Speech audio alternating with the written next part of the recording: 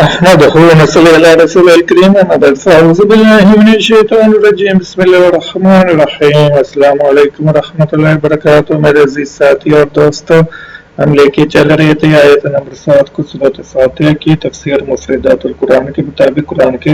Road words کے explanation کے لیے مصنف امام راغب اصفہانی رحمۃ اللہ علیہ، ترجمہ عبدالفیروز پوری کا، اور میرا نام محمد رضیب ہے۔ تو آپ سب کو میرا سلام پہنچے۔ تو قرآن آیت نمبر 7 سورہ فاتحہ کی آج اس کا آخری روڈ ورڈ لینا ہے، اور اس آیت کا بھی آخری روڈ ورڈ تو اس کے ساتھ انشاءاللہ العزیز سورہ فاتحہ الحمدللہ کمپلیٹ ہو جائے گی۔ تو سورہ فاتحہ آیت نمبر 7 ہے غیر المغضوب علیہم ولا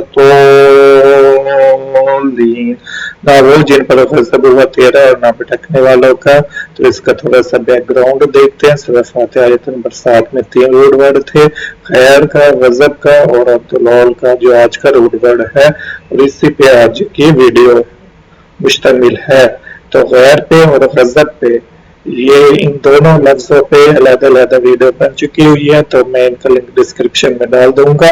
آپ وہاں سے کاپی پیسٹ کر کے ان ویڈیوز کو دیکھ سکتے ہیں، اور ساتھ ہی ساتھ میں ان دونوں کے آئی بٹن بھی بنا دوں گا تاکہ یوٹیوب والے آپ کو سجیسٹ کریں اور آپ ڈائریکٹ ویڈیو دیکھتے ہوئے اس پہ لنک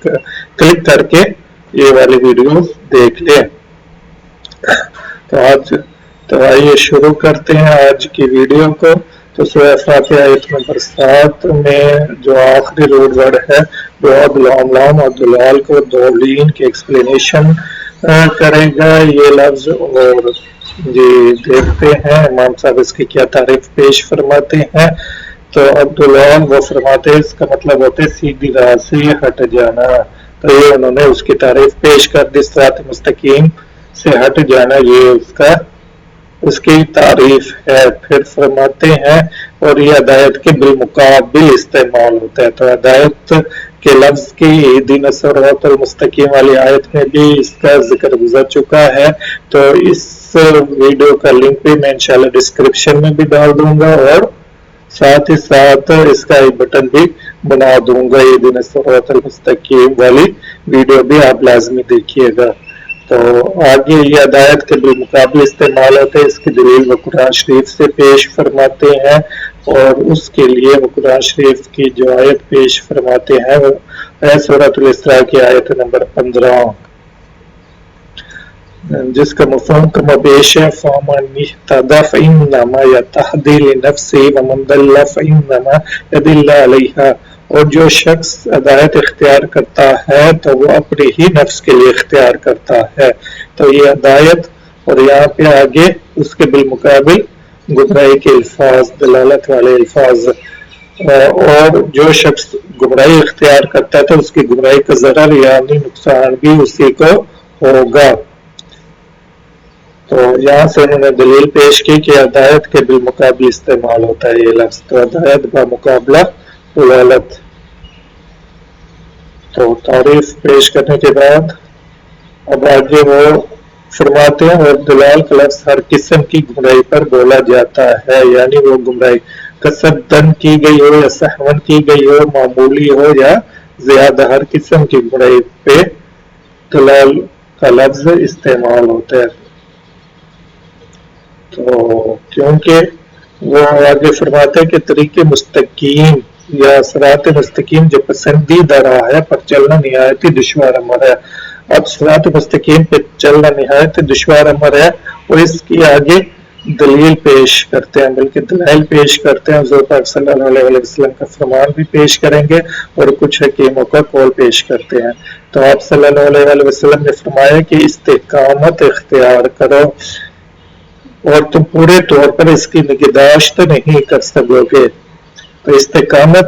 اختیار کرنی چاہیے بندے کو، لیکن ہم اس کے پورے طور پہ نگہداشت نہیں کر سکتے۔ تو اس سے مراد یہ ہے کہ وہ فرمانا چاہ رہے کہ استقامت کی راہ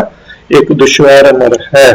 اور آگے وہ اس کو مزید ایکسپلین کرتے ہیں اور کچھ حکیموں کا قول بتاتے ہیں کہ صحت اور راستے کی راہ تو صرف ایک ہی ہے، مگر گمراہی کے متعدد راستے ہیں۔ اس کے بعد کہ یہ ایک دشوار امر ہے، اس کے بعد وہ اپنی ایک دلیل پیش کرتے ہیں، اور فرماتے ہیں کہ استقامت اور ثواب کی مثال تیر کے ٹھیک ٹھیک ٹھیک نشانہ پر بیٹھ جانے کے ہیں، بالکل ایگزیکٹ پوزیشن پہ، اور صحیح نشانہ کے علاوہ آپ جہاد کا نام سے لا لیتا ہے، اگر بالکل قریب ترین بھی ہوگا ایگزیکٹ پوزیشن پہ نہیں ہوگا تب بھی اس کو گمراہی کہا جائے گا، کیونکہ دلالت کا لفظ ہر قسم کی گمراہی پہ بولا جا رہا ہے، چاہے بالکل معمولی سی ہی کیوں نہ ہو۔ تو تیر کے ٹھیک ٹھیک نشانہ پر بیٹھ جانا، یہ استقامت اور ثواب کی مثال بیان کی، اور ہمارے اس قول کی تائید بعض صالحین کی اس روایت سے بھی ہوتی ہے کہ انہوں نے آپ صلی اللہ علیہ وسلم کو خواب میں دیکھا، ان نیک لوگوں نے، کچھ نیک لوگوں نے آپ صلی اللہ علیہ وسلم کو خواب میں دیکھا اور عرض کی یا رسول اللہ صلی اللہ علیہ وسلم آپ کے اس فرمان کے کیا معنی ہے؟ اور رسول پاک صلی اللہ علیہ وسلم نے وہ کیا فرمان ہے کہ سورۃ ہود اور اس کے مثل دوسری سورتوں نے مجھے برا کر دیا ہے۔ آگے رسول پاک صلی اللہ علیہ وسلم خواب میں ان نیک لوگ جو خواب دیکھ رہے تھے ان کو اس کا کیا جواب دیتے ہیں، تو آپ صلی اللہ علیہ وسلم نے فرمایا سورۃ ہود کی جس آیت نے مجھے برا کر دیا ہے وہ ہے فَاسْتَقِمْ كَمَا أَمِرْتَ، یعنی سورۃ ہود کی آیت نمبر 112 ہے، جس کا مفہوم کم و بیش بنتا ہے کہ اے پیغمبر صلی اللہ علیہ وسلم آپ ٹھیک ٹھیک بالکل سیدھی راہ پر قائم رہیے جیسا کہ آپ کو حکم دیا گیا ہے۔ تو یہاں سے بھی وہ اس کا دشوار امر ہے صراط مستقیم پہ چلنا ہے، یہ دلیل ہے، اور اپنے ٹھیک ٹھیک نشانے والی بات کی بھی انہوں نے دلیل پیش کی۔ پھر آگے وہ دلالت کی اقسام بیان کرتے ہیں اور فرماتے ہیں دلالت کی دو اقسام ہیں، دو قسمیں ہیں، ایک علوم نظریہ ہے، تو علوم نظریہ توحید اور نبوت و خیر امہ کی معرفت میں غلطی کرنا، یعنی عقائد کے طور پہ اگر کوئی غلطی کرے گا اس کی پہچاننے میں غلطی کرے گا، چاہے جان بوجھ کر کرے جیسے مرضی کرے تو وہ کافر ہو جاتا ہے۔ تو عقائدی طور پہ عقیدے کے طور پہ اللہ تعالیٰ محفوظ معمول رکھے، اور دوسرے علوم عملیہ کی ہے اقام شریعت یعنی عبادات اور معاملات کی معرفت میں غلطی کرنا، عبادات اور معاملات کی معرفت میں غلطی کرنے سے بھی اللہ تعالیٰ نے محفوظ معمول رکھے۔ تو علوم نظریہ میں جو غلطی کرتا ہے وہ تو پکا پکا کافر ہے، وہ آگے اس کے دلائل پیش کر رہے ہیں، قرآن شریف کی آیات پیش فرماتے ہیں، سورۃ النساء کی آیت نمبر 136 ہے، اور یہاں پہ عقائد کا ذکر ہے، اور آیت کی ابتدا وَمَن یکفر سے ہو رہی ہے، وَمَن یکفر، اور جو کوئی کفر اختیار کرے گا باللہ اللہ کے ساتھ وملائکتہ ہی، اور اللہ کے فرشتوں کے ساتھ وکتبہ ہی، اور اللہ کے رسولوں کے ساتھ اور ورسلہ اور اس کے رسولوں کے ساتھ والیوم الآخر اور یوم آخرت پر فقد ضل ضلالا بعیدا۔ تو یہاں پہ دلالت سے مراد کیا ہو گیا؟ کافر ہونا ہو گیا، اور اس کی دلیل یہ ہے وَمَن یکفر کے لفظ، اور جو شخص اللہ اور اس کے فرشتوں اور اس کی کتابوں اور روز قیامت سے انکار کرے وہ راستے سے بھٹک کر دور جا پڑا۔ میں بھی اس قسم کی گمراہی کو دلالم بعیدن کہا گیا، اور آیت مذکورہ میں دلالم بعیدن سے اس کے کفر ہونے کی طرف اشارہ ہے، جیسے کہ آیت کی ابتدا وَمَن یکفر سے ظاہر ہے۔ اور آگے وہ ایک اور دلیل بھی پیش کرتے ہیں، سورۃ النساء کی آیت نمبر 167، اس میں بھی براہ راست کفر ہونے والا لفظ ہے، ان الذین کافروا، بے شک جو لوگ کافر ہوئے، وصدوا عن سبیل اللہ، اور اللہ پاک کے راستے سے روکتے ہیں، فقد ضلوا ضلالا بعیدا، تو بے شک وہ انتہائی دور کی گمراہی میں جا پڑے۔ جن لوگوں نے کفر کیا اور دوسروں کو اللہ کے راستے سے روکا اور راستے سے بھٹک کر دور جا پڑے، تو یہاں سے بھی کفر ہونا معلوم ہو گیا۔ اور آگے وہ ایک اور آیت پہ پیش کر رہے ہیں کفر ہونے کا، کہ جو عقائد علوم